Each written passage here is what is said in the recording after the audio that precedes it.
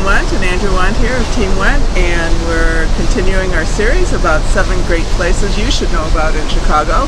Today we are at the Gold Coast, starting on Michigan Avenue, and we're at the Water Tower, which we'll tell you a little bit more about. Where else are we going? We'll take you to Oak Street, where there's some really nice shopping. We'll talk a little bit about Oak Street Beach. I'm not sure we'll get there, but we'll then get into the neighborhood where Astor Place is, just a couple block long street with some of the nicest properties in Chicago. Tell you about the history of that, and we'll see what else we can. Yeah, everyone who comes to Chicago knows about the Gold Coast, so we're excited to tell you about it. Absolutely.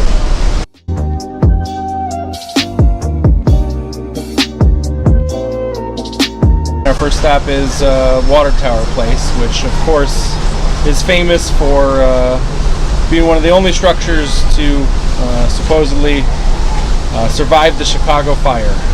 It's one of the anchors on the Magnificent Mile. It was built in 1869, and is a fun little piece of history, a good place to tour.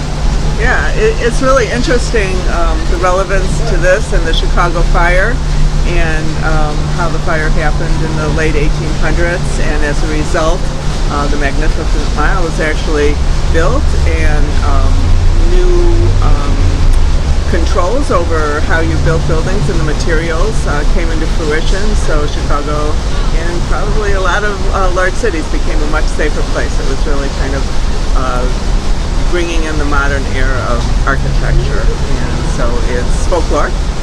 The Chicago fire, there's many different stories about how it actually started. You may have heard the one about Mrs. O'Leary's cow, but there are other theories, and very proud place to be in Chicago.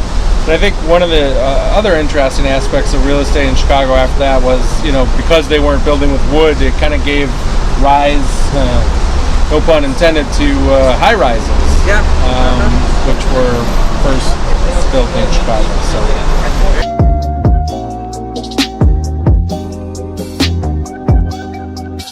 We are at the Magnificent Mile, where there is something for everyone right across the street. I just noticed there's a Dr. Seuss store, so I can't wait to shop there for my little grandson. Absolutely. What else are you seeing? He'd be delighted. Yeah. Well, it's Water Tower Place, which is one of the indoor malls on the Magnificent Mile.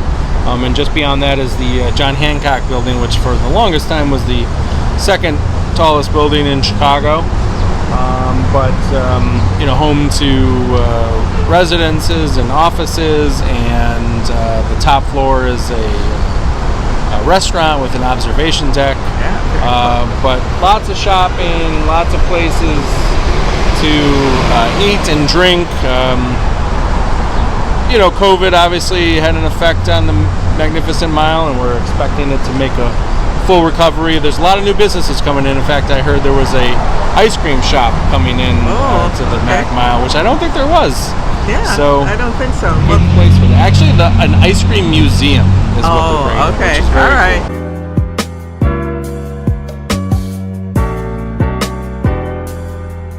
Yeah, we're on Oak Street, just off the Magnificent Mile. Oak Street is famous for all of its high-end shops.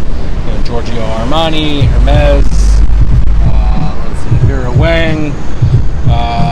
Brands that I'm not super familiar with, but a lot of people are. And it's a great spot to do some high-end shopping. And always a good place to see and be seen, for sure. So. Absolutely.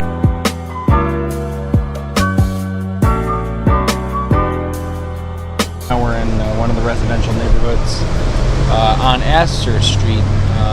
Astor Street was named after John Jacob Astor, who actually never lived in Chicago, funny enough, but he was a wealthy person of the time, and got his start as a American fur trader and an investor in New York real estate, and made $20 million, which I think today is worth $78 billion. So did quite well and was the name du jour, and so they named the street in the area after him.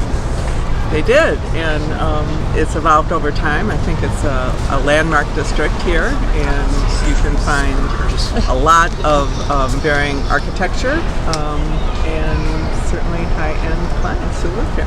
Other places we've been so far, regardless of how much money you're spending, they really didn't have single-family homes, so it's mostly condos. Yeah, that's right. This is much more of a neighborhood feel, a little bit outside the central areas of Chicago.